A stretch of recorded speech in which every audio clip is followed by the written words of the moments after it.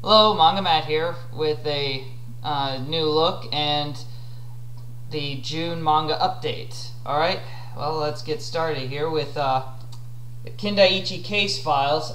This is volumes 15 through 17, which is all that ever got translated before Tokyo Pop shut its doors, which is a shame because, again, I really have been enjoying all of these, but at the same time, it's a murder mystery series, so you're not as it's not as big of a deal for it to end as, say, like something with a more ongoing plot, since every case is its own wrapped up story.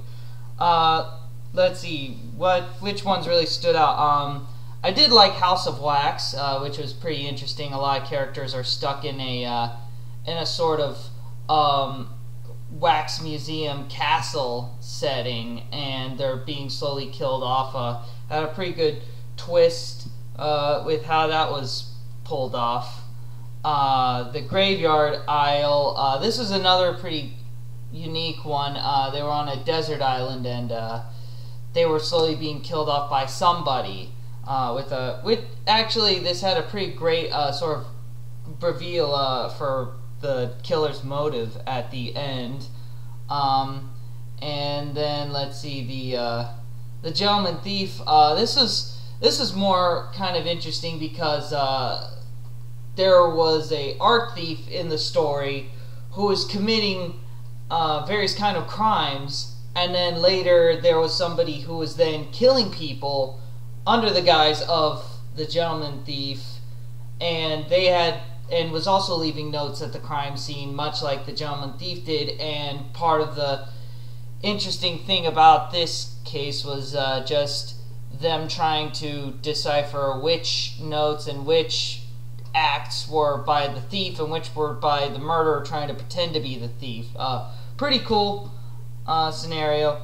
Magical Express and the Undying Butterflies, though, those were probably the best ones as far as kind of a unique sort of murder mystery. Of course, you know, murder mystery on a train isn't anything new by murder mystery fans, but what's interesting here is that it actually involved a lot of magicians on the train, and so you already have people who are really good at sleight of hand and trickery, and add to that a murder happens on the train, and then suddenly everything's thrown out the window because everybody there is skilled enough and talented enough to have pulled off what seems to be a elaborate illusion.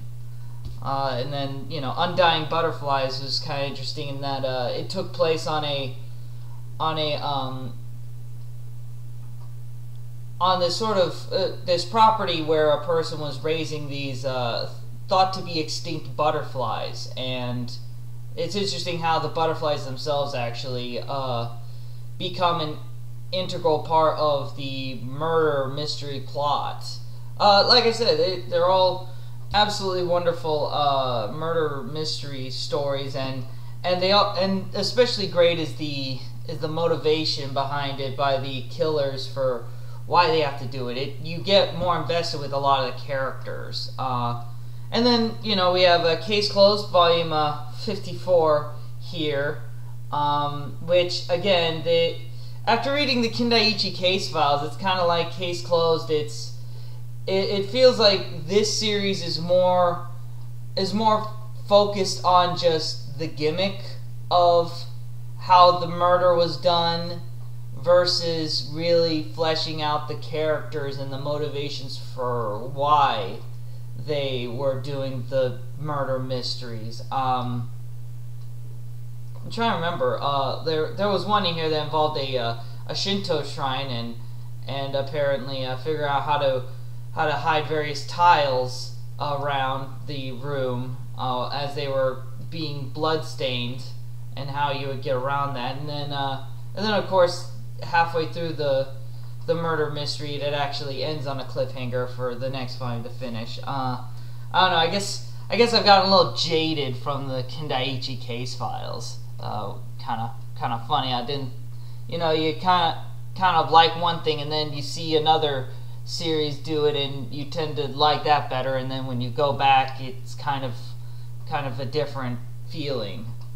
Then see, here is Ajin, Demi-Human, but it's kind of weird because they separated it out, the A and Demi with the other half. I guess that was because, you know, it was too dark here on the creature to do it.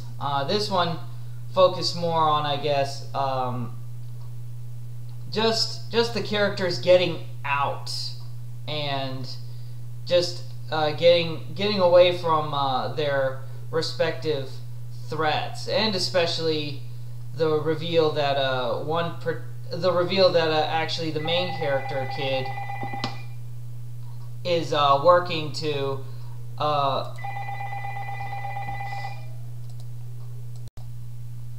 Alright, next up is Ajin, the Demi-Human, Volume 5, which actually features the main kid. I forget his name, but by the end of this volume, he's actually decided to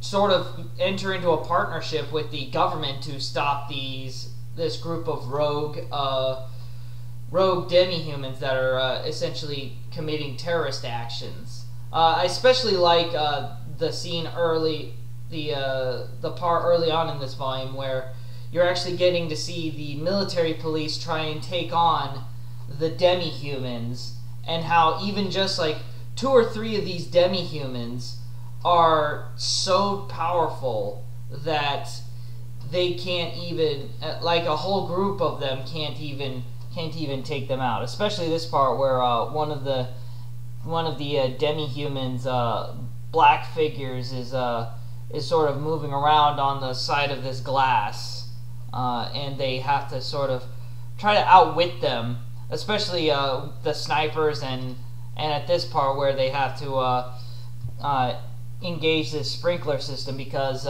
since they operate on sort of a particle physics, you know, something like water or some kind of medium that disrupts their molecular structure and makes it harder for them to move in, is a pretty neat little addition here.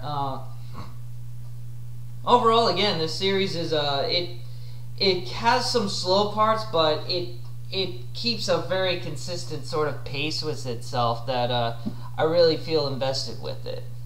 Then Gantz Volume 35, which honestly 2 more volumes. I think there's 2 more volumes of this series, and boy howdy, I can't wait to see how this thing is supposed to end, because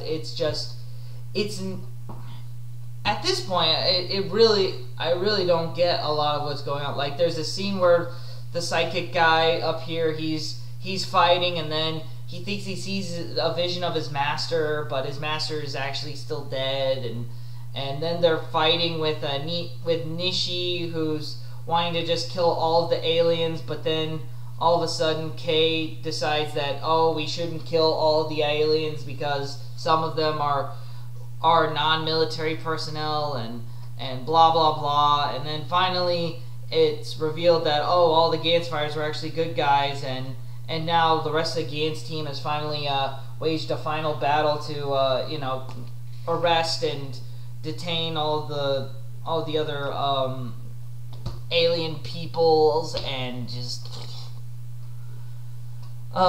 you know, you can see my enthusiasm there. 7 Deadly Sins, Volume 8, which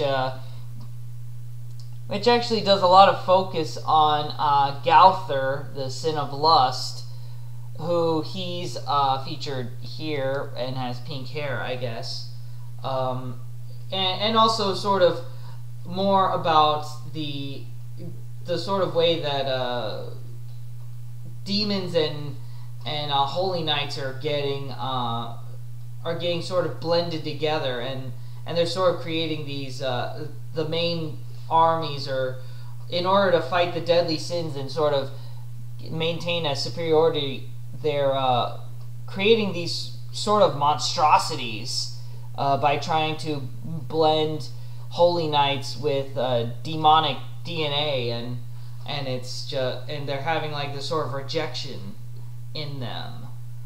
I'm trying to figure out exactly what the next part. I guess, you know, they're on their way to find the other two deadly sins that they think are still out there, and also especially them fighting just this whole army right here that they just the deadly sins, I think, just came across, which should be pretty badass. Actually, I'm still loving Seven Deadly Sins. It's got a lot of fun humor, very kind of hero mashima kind of energy to it, like Fairy Tail or Rave Master. But I think the artwork is a lot better, and I think it's a more unique style, and it's a little more it's got a little more edge to it, I feel like. Deadman Wonderland Volume 9, which this volume actually wraps up, I guess, a major current arc where Ganta finally gets out of the Deadman Wonderland, and then we're gonna have to see, I guess, sort of the fallout of that, and how even though Ganta's no longer in Deadman Wonderland, it doesn't mean that he's not still a viable threat to some of the people from inside. Volume 28 of Toriko, which is mostly backstory for the various original members who went after the God menu, mainly Acacia and his three disciples, Ichiryu, Jiro, and Midora, and also the chef Froesi, who in turn is responsible for making Midora the sort of evil monster he is today. There's a lot of backstory and a lot of setup for how things actually happened in the world of Toriko that I thought was pretty neat and really interesting. Then Kimi Ni Todoke, Volume 21, which this is supposed to be, I guess, their senior year of, or no, their junior year of high school, where they are they're almost graduated, I guess, and it's just a lot more of this sort of everybody all the characters trying to figure out what they want to do once they graduate and who they want to be with. There's some interesting kind of drama in there. It's okay, but it's still kind of lukewarm. I don't feel like I'm really. It feels like, especially the fact that Sawako and Kazuhaya seem like the most uninteresting couple out of the whole group, which it doesn't really bode well for me when the two main people are not even as interesting as a lot of the minor character couples at that point.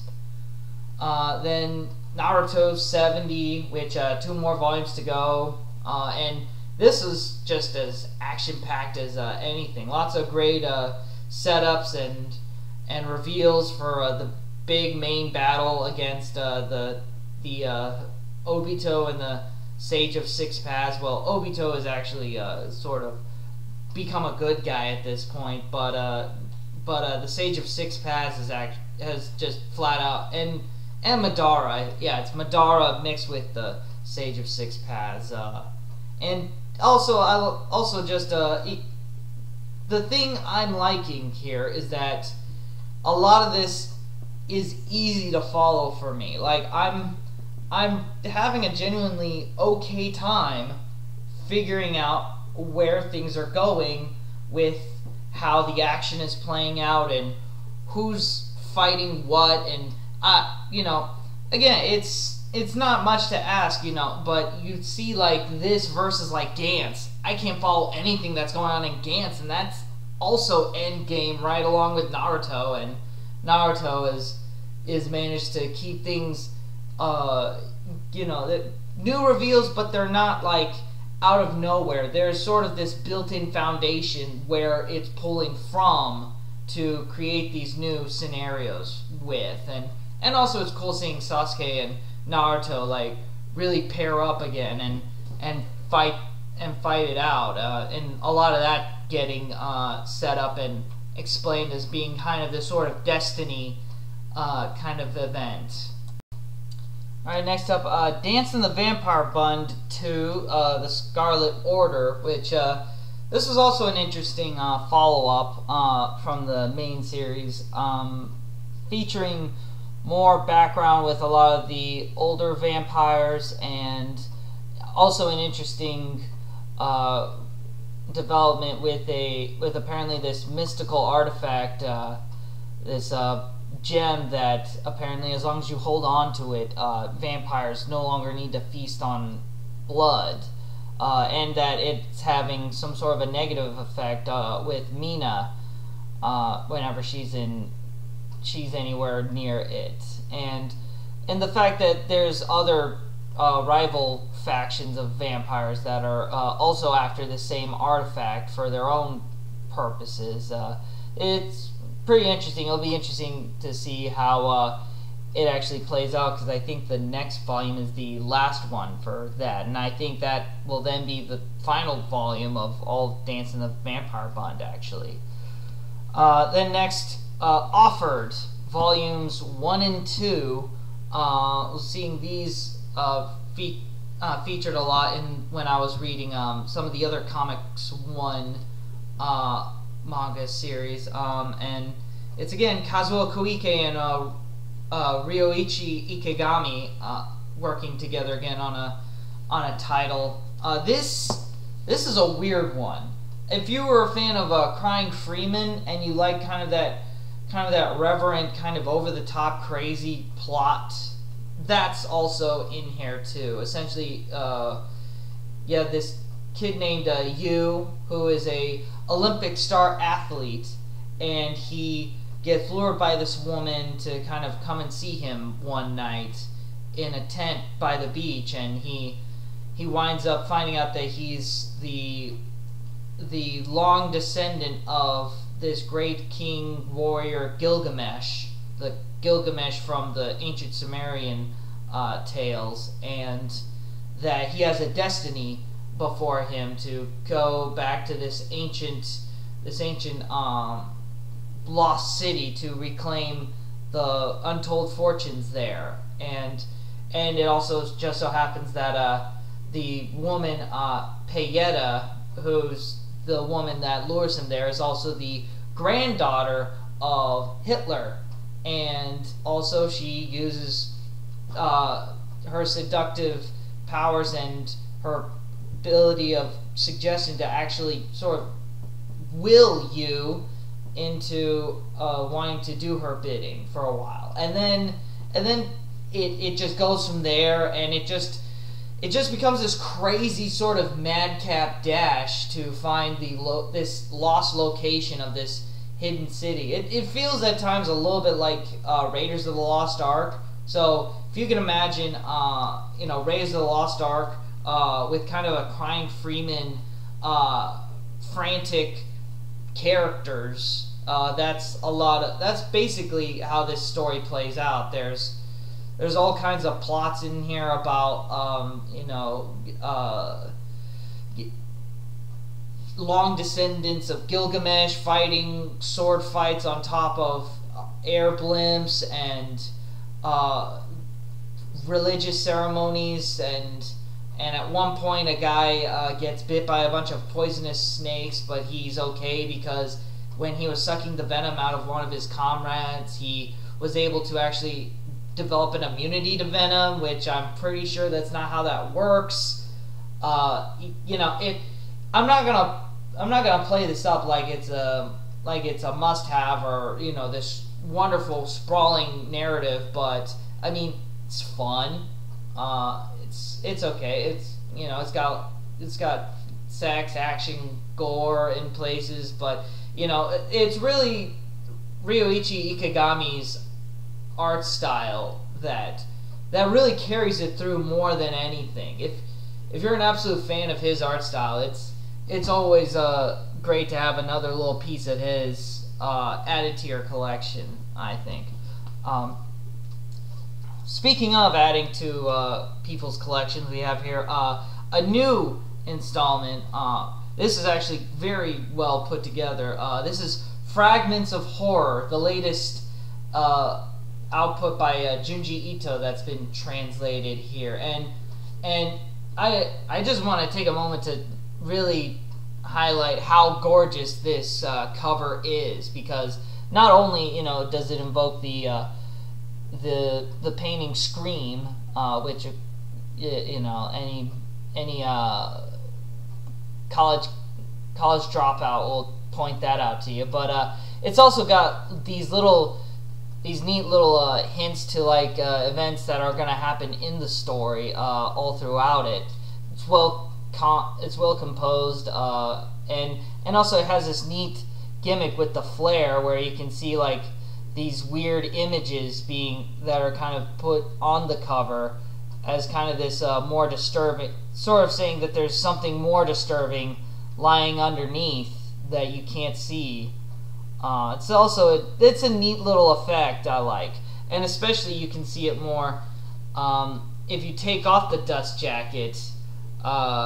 You get to see those an even more disturbing image deep down. I'm trying to see first if it's the same thing. No, it's not. It's a completely different kind of image, but you can see even more disturbing and messed up. And, well, to be fair, this is a scene from one of the stories in the book, but it works as this neat little extra motif for people that dare to take off the dust jacket for their mangas when they read them.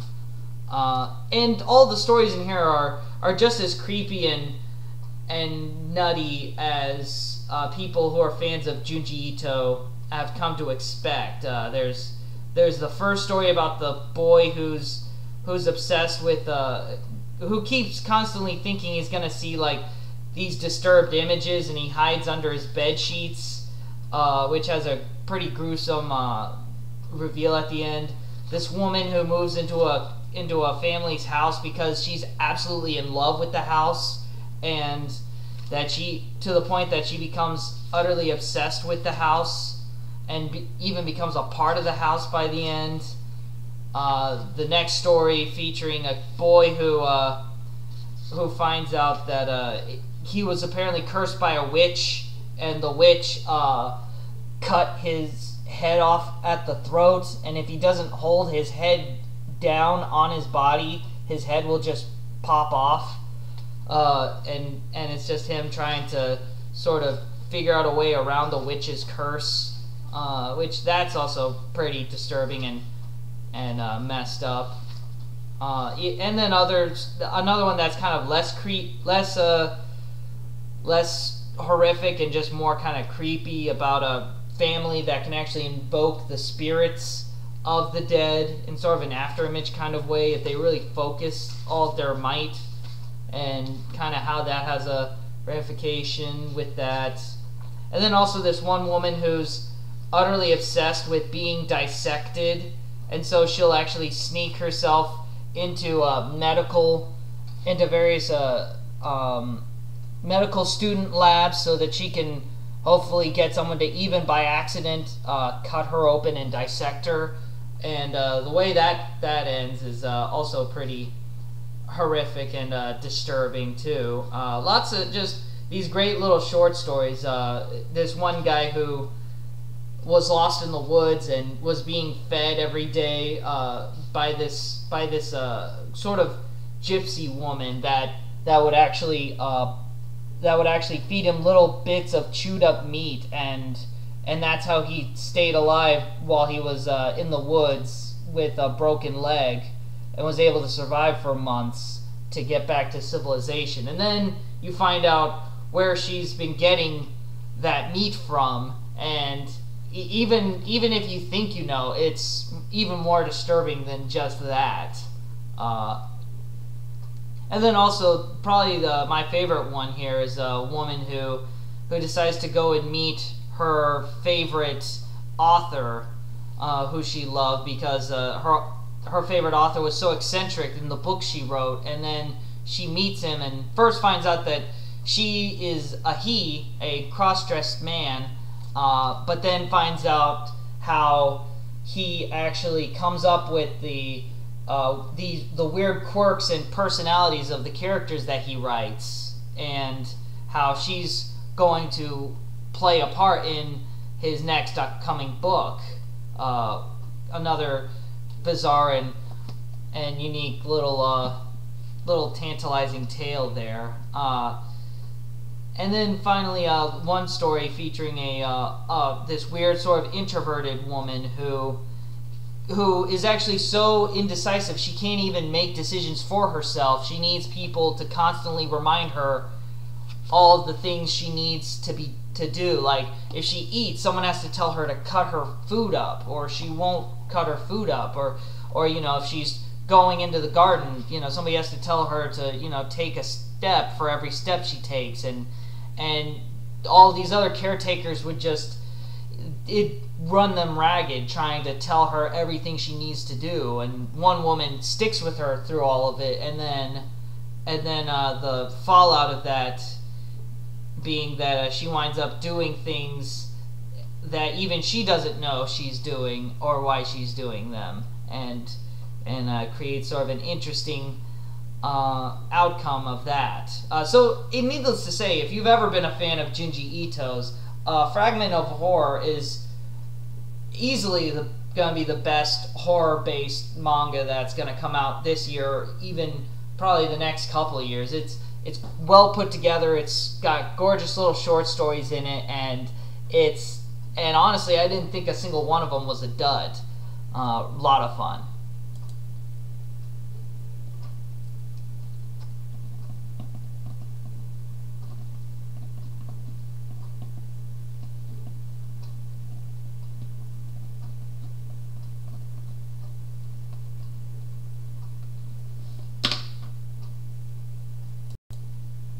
Alright, then next up we get, this is another one that I've been meaning to get. I've got like a little list of must-get mangas that I think I should be getting just as these final pieces to really round out my collection.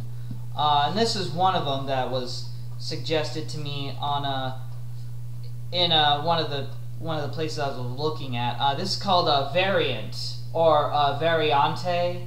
I don't know if Variant is pronounced with the E at the end or not, or if it's one of those English spelling kind of things where, I don't know.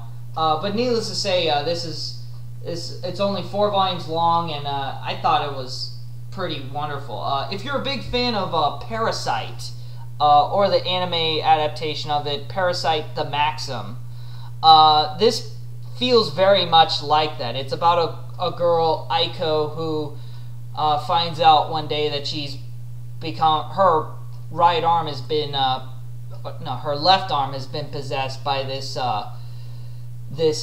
sort of otherworldly creature, and she's diagnosed as what's called a chimera, which is it's sort of this person that's mixed with the tissue of this other creature, and at first they deem her a threat like all the other chimeras, but they've learned that in her unique case that she's been able to actually retain her own sanity, and she can actually control it to a small degree, and they actually wind up sending her in to fight other chimeras, so that the public never gets out that these people have been have had these experimentations that have run amok. It was initially a secret agency that was creating these chimeras, and then it got loose, and now they're trying to play cleanup with it. What really makes this stand out, though, is how psychologically broken Aiko gets throughout just these 4 volumes. Just how much it wears her down that she's lost her humanity, she's lost her parents, her friends, everything. she is nothing by the end, and just kind of her facing her own obliteration or salvation and how she deals with that. The horror in here is really well done. I was really impressed with a lot of the shocking moments that were done in this series. It's not often that I actually get like sort of horrified or even kind of disturbed by some of the stuff in a lot of horror comics, but that one worked effectively for me. I liked it a lot, and it's fairly short, which is another plus for me. Then let's see. Next up, we got Peepo Choo. This is the Felipe Smith manga series, and of course that's the part that whenever you have to talk about whenever you're talking about a series that's a certain example such as this, the topic always comes up. What is manga and what isn't manga? Is manga strictly just comics that come from Japan, which is technically the definition of it, or can somebody that's not in Japan make manga and it still be called manga? And or can somebody that's not of Japanese descent make manga? In the case of Felipe Smith, he's really been pushing that kind of notion with the kind of mangas and comics that he puts out. The most interesting being Peepo Choo, which this actually was produced in Japan, was originally in Japanese, and then Felipe Smith then later did his own translation work to get it brought over to America and get published.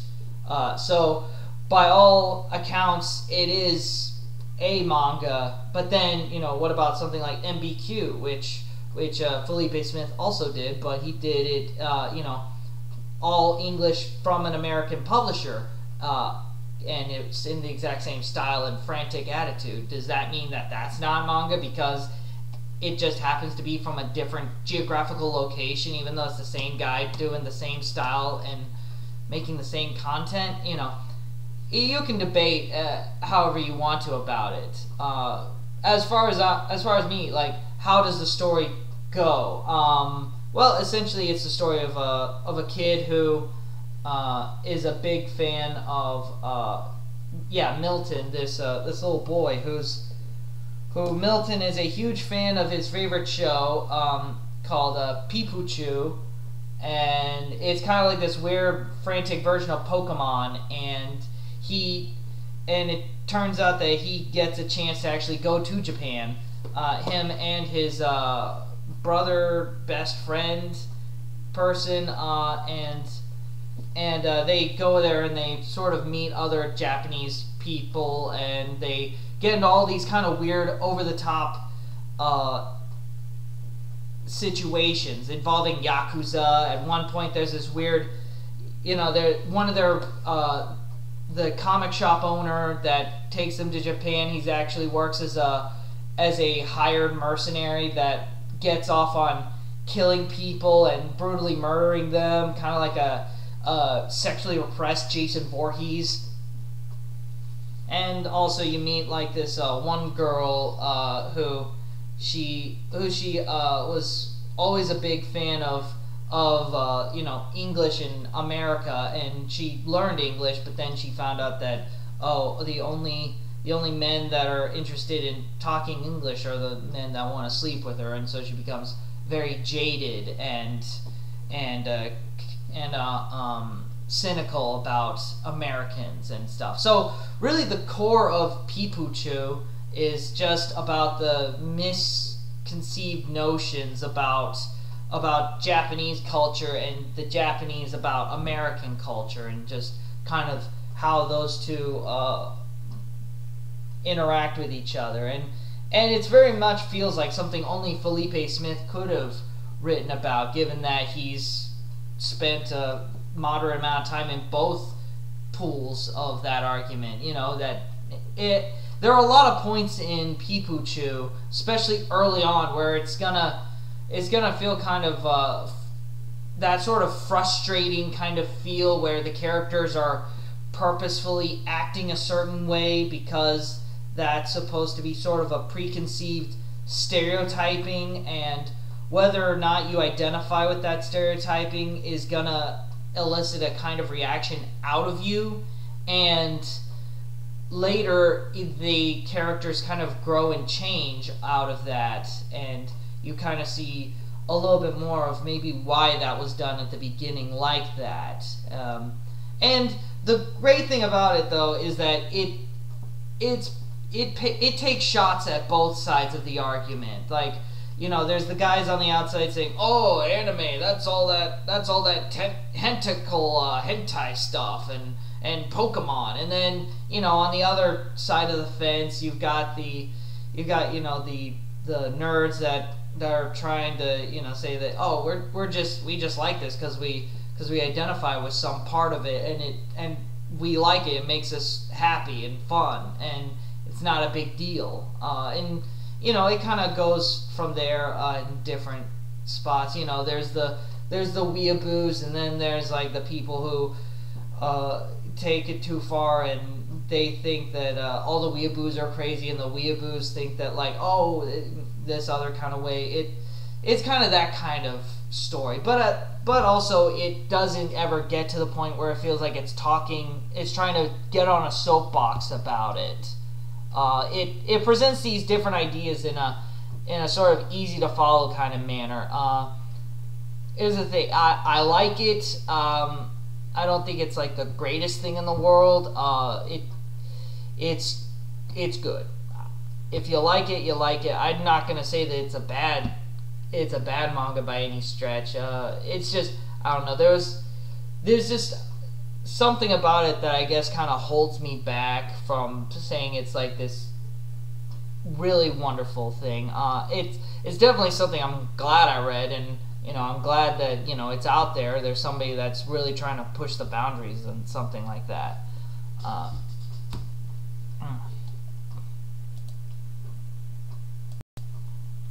Alright, next up, Assassination Classroom Volume 4, which has the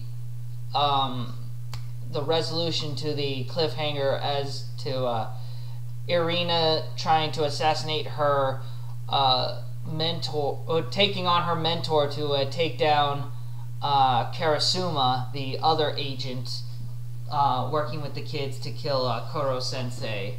And that was a pretty fun, interesting little story. And then actually finding out more about Koro Sensei, and specifically some of the other another student that they actually try to bring in to take on Koro Sensei, who actually has several properties that make him similar to Koro Sensei, making him probably the most deadly assassin to take on Koro Sensei so far. And then at the end we get an interesting baseball game between the Assassination Classroom and actually the head baseball team, in sort of a longest yard kind of game where, you know, the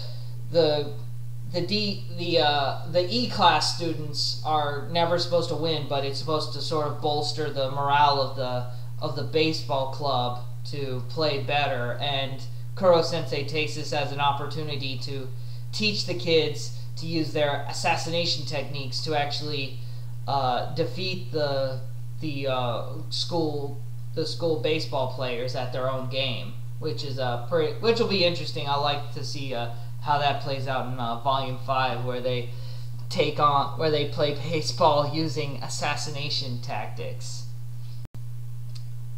Then Master Keaton Volume 3, which another great collection in the Master Keaton stories, especially like the second story in here featuring Master Keaton actually working as a negotiator in a kidnapping situation. because it just so happens that his employer, Lloyd's, they set up a kidnapper's insurance with this company should any of their employees ever get involved in a kidnapping, and how much they would be willing to pay out for that.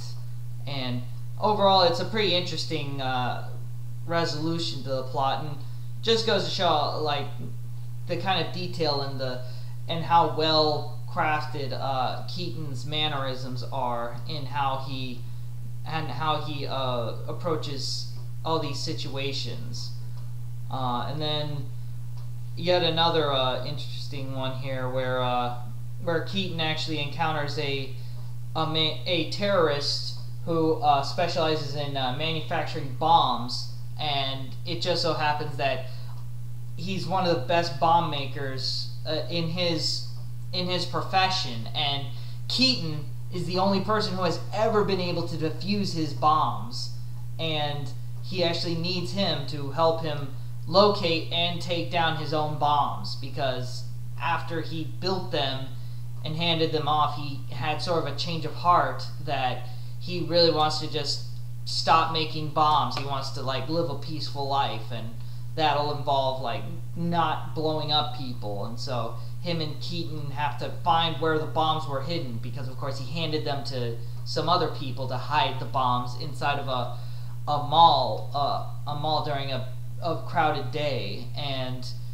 the way they find them and the way they defuse them is a very ingenious and neat little kind of way. And it also goes to show you how much detail and research they go into when they come up with a lot of these ideas.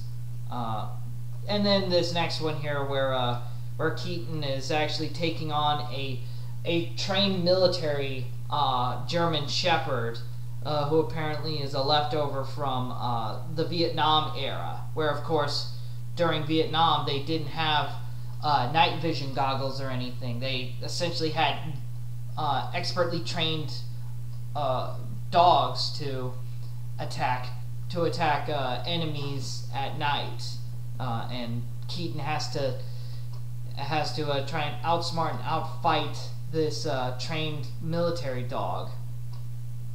And then I'm trying to see. There's the only one in here that didn't really work for me was a fairly short one where Keaton is concerned that his daughter might be getting involved with horse race betting, and they find out that it has to do with like his dad who kind of turned her on to horse race betting, and they kind of figure out that something else is going on with it. Kind of a yeah.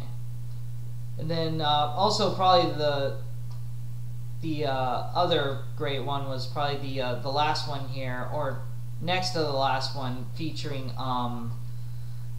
this boy who winds up dead in the middle of London, and they think he could have been saved if somebody would have just stopped and helped him up, and it becomes this whole expose about people not caring, and Keaton investigates and tries to find that there's probably more to this that's not being let on about what happened to the boy. And also, of course, not every Master Keaton story is a super actiony, adventurous story, as we see right here, where Keaton meets a few businessmen at a meeting, and the resolution at the end is that they all embark in a sort of snowball fight with each other, with Master Keaton using his various ingenuity and know-how to actually do fairly well at snowball fighting.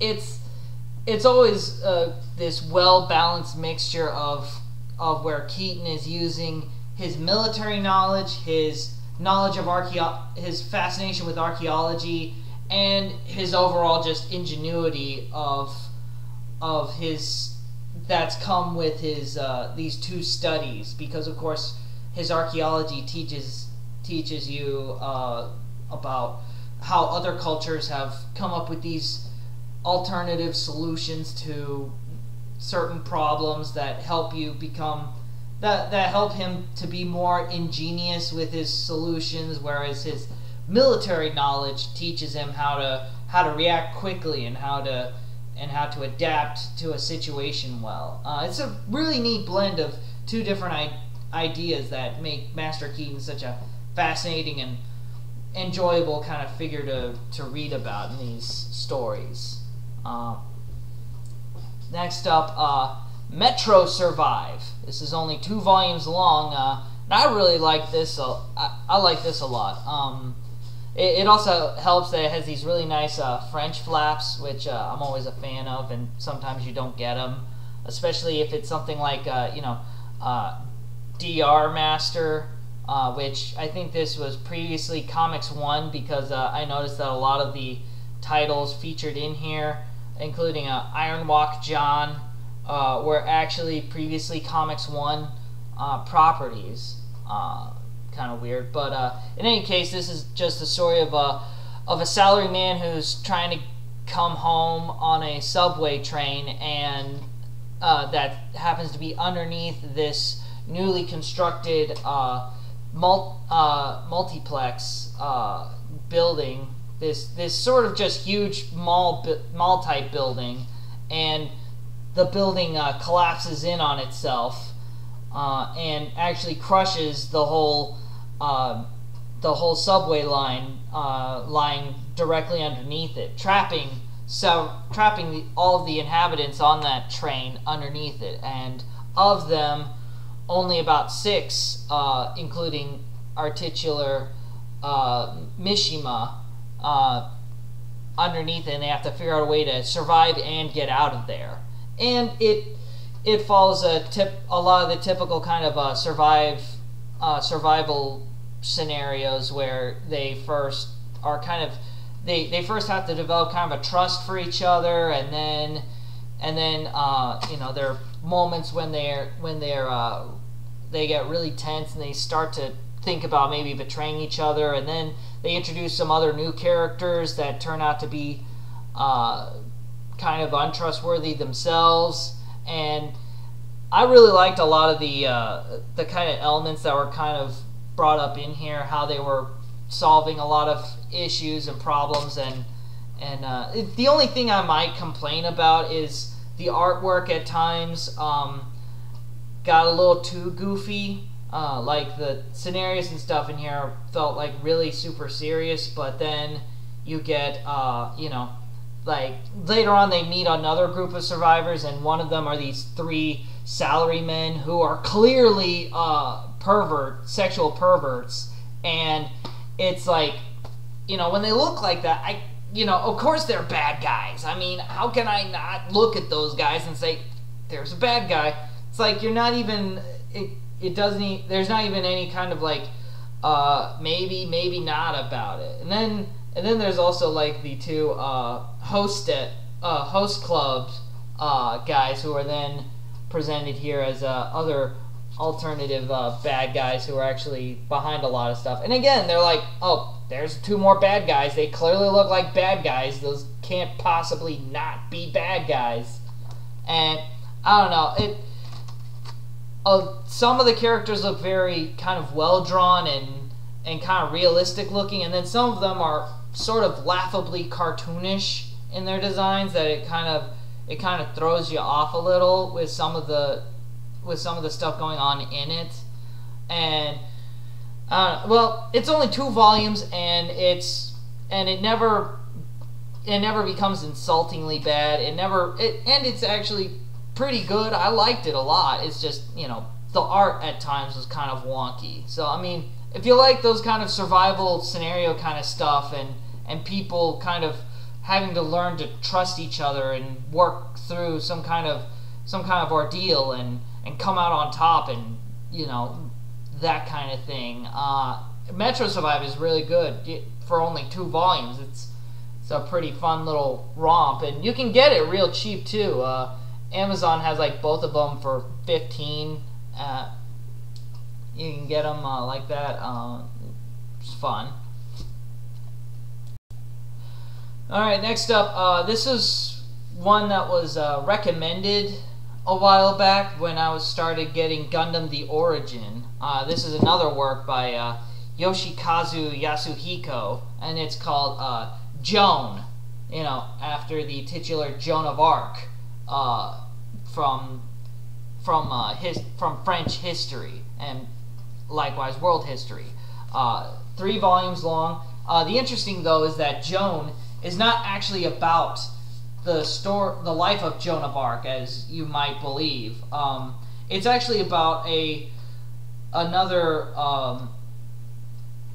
character named Emile, who is a young woman raised as a man by Baudricourt, the same person who took Joan of Arc under his wing, and Emile, guided by visions of Joan, tries to work to unite France under the rule of King Charles, and along the way Emile has to try to sort of band together all of Joan's former comrades, and also likewise go toe to toe with a lot of opposition in that way, you know, because of course, like Joan, she's fighting for a cause that's not easy to fight for, and she's also terribly undermatched for being in a largely chauvinistic society that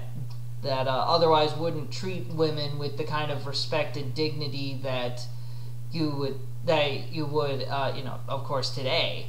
And also likewise, she's following down the path of Joan of Arc, and well, things didn't turn out too well for Joan of Arc at the end. So there's also that to consider for her.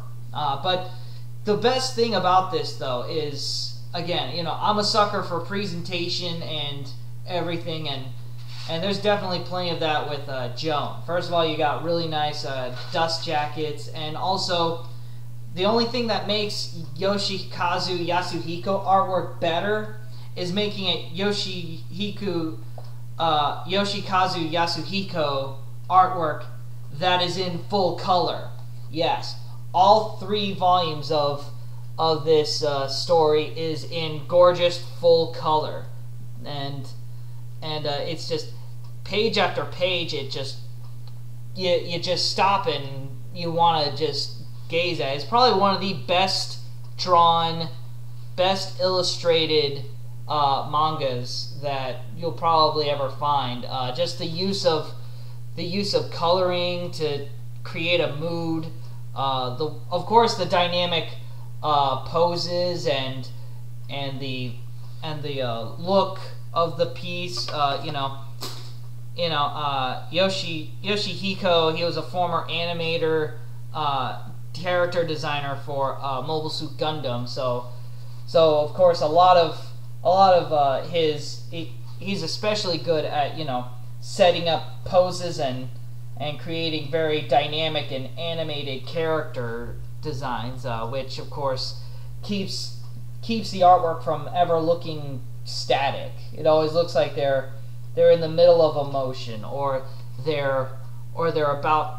you can see that they're a lot of body language in a lot of the panels. It's just, if you ever wanted to get like some of the best stuff that you can get in manga-wise, definitely Joan is one of them. The only complaint I can make about Joan is the fact that if you're not a history person at all whatsoever, if you really don't care about history, and especially French history or European history, then you're going to be lost reading Joan, because they really don't pull any punches when it comes to describing a lot of characters and a lot of places and settings in here, especially when they get into the history behind a lot of events going on in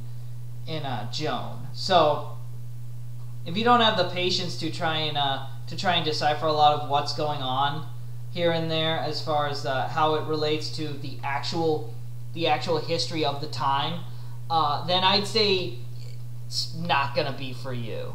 It's not gonna be a good pick for you if you can't follow along in the plot. And definitely there were a lot of times reading Joan that I got lost with what the heck was even going on, who was fighting who and what, because you know, I'm not really good with a lot of these foreign historical names, and especially if, you know, you're just name dropping without sort of, you know, introducing the character, then giving them the name and personality, and then, you know, sort of putting them aside so at least I can remember that character as that.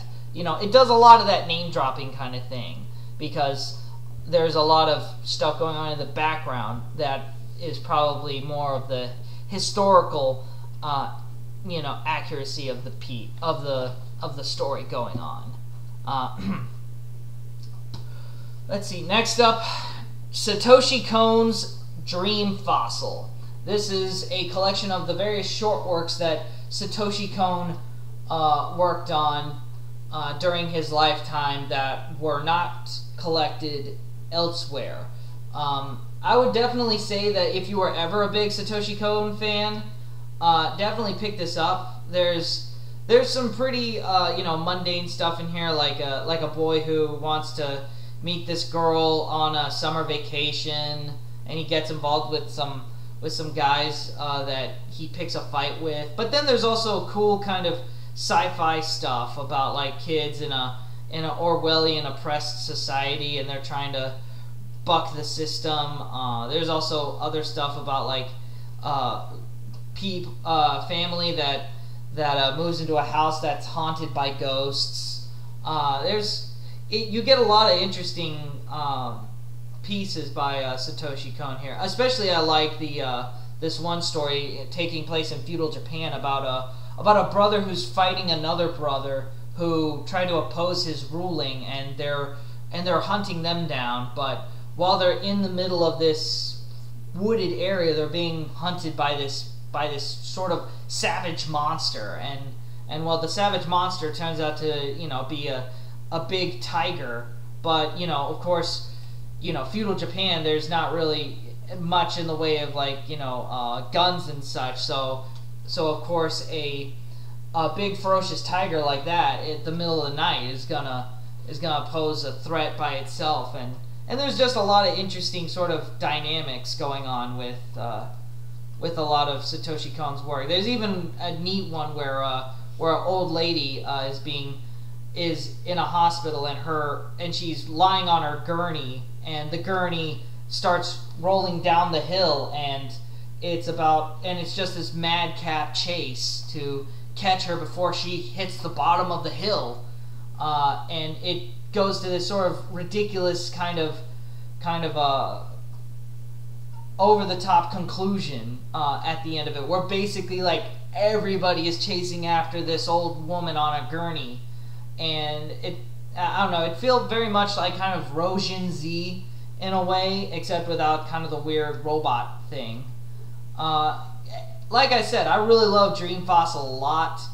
There were definitely some people that didn't care for a lot of Satoshi Kon's other works, like Tropic of Sea, and I mean, even Seraph, even like something like Seraph, with the something wings, even they might not have been a fan of those because they were just maybe meh. Dream Fossil, it has a lot of those neat little short stories that, you know, they're condensed to an essence, and you get a feel for a lot of what was great about Satoshi Kon from a lot of those stories. And then, let's see, Saturn Apartments Volume 5 through 7, which finishes up Satellite Apartments, or Saturn Apartments, which I really liked it a lot as far as a sci-fi series goes. It started as a very sort of broad, general kind of idea of you know, window washers on a space station, and it slowly introduced this plot that it didn't feel like the main plot that it eventually became didn't come out of nowhere. Like, you know, it started as these little stories, and then when it got picked up, the author was kind of like, oh my god, I need to come up with a plot. because now people care.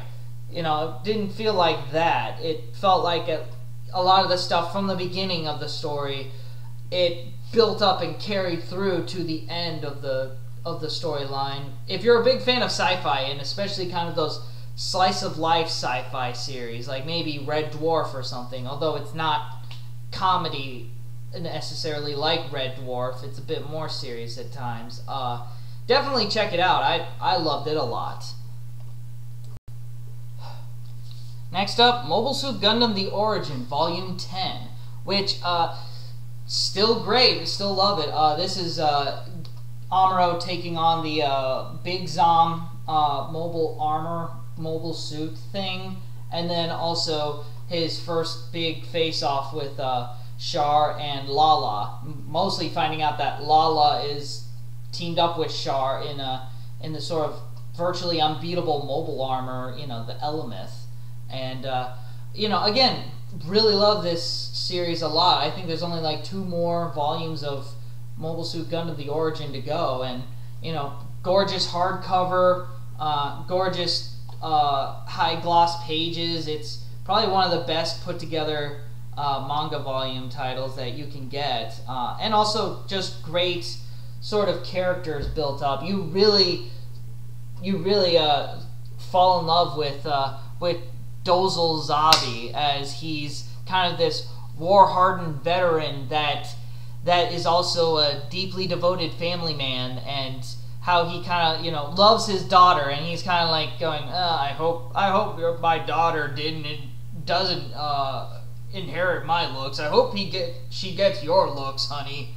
And you know, you start to really love him, and then by proxy you sort of sympathize with their cause in the whole Zeon Federation battles, and you really you sort of feel sad when some of these guys die, and how, you know, they just happen to be stuck on the wrong sides of a war that they both feel compelled that they have to fight in the name of. And of course that's, I guess, most of the crux of the theme in Mobile Suit Gundam at the core. But needless to say, if you've ever been a big sci-fi fan, big manga fan, this is the must-get, must-have series for you there. Then, new Lone Wolf and Cub, Volume 5, which focuses a lot on Shigekata teaching Daigoro the ways of the Jigen Ryu sword style, and actually Daigoro picking it up fairly well and being pretty prolific at sword fighting, at least in its infant stages. He actually takes on several men by himself, fighting trained assassins to a degree, and both of them having a big face down, a big face off with several assassins that are after them. Still kind of waiting for the plot to really start picking up in the new Lone Wolf and Cub, though. Then next up, this is a series that's been really out of touch for the last few years, and has finally put out a new volume for itself. This is Black Lagoon, Volume 10, which even I have a hard time remembering a lot of the stuff that happened at the end of Volume 9. But needless to say, at least it starts its own arc off with an interesting new kind of character in the way of picking up Feng Yifei, who's a Chinese spy that is brought in by Benny's girlfriend Jane to as sort of a hacker, but she herself is working for the Chinese spy agency, and it also turns out that Jenny is using Feng Yifei as sort of just this in to hack all of the Chinese government secrets, and as a result, Feng is left holding the bag, the cyber hacker bag, and her own government decides to retaliate by essentially killing her, and just basically writing her off the face of the earth, and if they ever do find her, to charge her with treason and then execute her. And so what you get then is her trying desperately to appeal to Rock and his sentimentalities, and the fact that Rock came from kind of a similar background to Fang, and the fact that Rock was sort of left holding the bag, and he was abandoned by his superiors just because they were trying to save their own hides, and he's been otherwise left with nothing to return home to. And it's a pretty interesting beginning. The fact that there's more of a focus on cyber hacking and spy work than just straight up military and mercenary and drug trafficking, as in some of the other ones.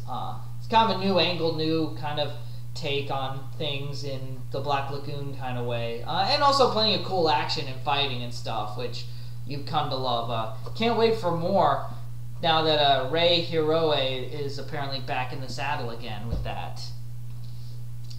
Then next up, Wandering Sun, Volume 8, which actually focuses a lot more on Nitori and Tatsuki and their kind of tenuous relationship, not only with each other but with their respective friends, especially now that Nitori has sort of a girlfriend now, and he's kind of worried about coming out that he likes dressing in women's clothes, and of course this is all compounded by the fact that they're all in 5th grade. But the weird thing though is that it doesn't try to be like the characters, they're 5th graders, but they talk sort of more adult-like. They're never like overly immature. They're kind of more like almost Peanuts characters. Like they're children in sort of their naivete and their sort of perspective of the world, but the way that they talk and the way that they interact with each other is sort of more of an adult-like kind of way, which again is why I would hazard to say that this is probably not a series for teenagers or younger audiences, because they just wouldn't care for the way that the dialogue and the characters sort of play out and present themselves. I think it's more like she chose to make them younger in sort of this younger school setting, just so that the focus can be more on the emotions and the way that characters interact, rather than being more focused on sort of the social kind of complexities that come with being a cross-dresser or a transvestite. Because if they were older, like in high school or college, of course that would be something that would have to be addressed in the story. Whereas here, towards the end, Nitori decides that he wants to dress like a woman to school, dress like a girl to school, and he's immediately sent to the nurse's office and then sent home for the day. As opposed to, where if it was like high school or college, it might play out a lot more differently, especially amongst a lot of the school students. And also there's some other interesting ideas at work too, like the fact that Nitori's sister is much more hostile and more emotional about Nitori dressing like a girl than Tatsuki's family having her dress like a man, because of course, well, that's kind of how gender politics work in a way, because of course, on the one hand, Nitori's sister is, you get the sense that Nitori's sister is trying to tell him that you gotta put it, if you want to do it, that's fine, but there's a certain way that people want you to act in public, and if you try to go away from that, it's gonna make life harder for you, and that may not be what you're ready for. And then on the other hand, it's because she has a problem with the fact that she thinks Nitori looks cuter as a girl than she does, and that actually created kind of a controversy. And I think one of the earlier volumes when she invited a guy over and he thought that she had a sister and it was Nitori, and he kind of started having the hots for her, and then found out later it was Nitori, and he got kind of scrambled about that. And I think that was kind of just it's all handled, I think, like pretty well, and I really like kind of where it goes, and I'll be interested to see kind of where it takes things at the end of this series, because I think there's only 15 volumes, so we're definitely over halfway done with this series. Yeah. So anyway, that's all the manga I've gotten over this past month, and also, woo! I made 1,000 subscribers. I know that's not really a big deal, both number-wise in terms of YouTube and also in terms of how long I've been doing this, but you know, a milestone is a milestone, even if it took you longer than it probably should have to reach that mile. But anyway, you know, thanks for all you guys that subscribe and watch and tune in all the time. You know, what I do for you guys. So catch you next month. All right.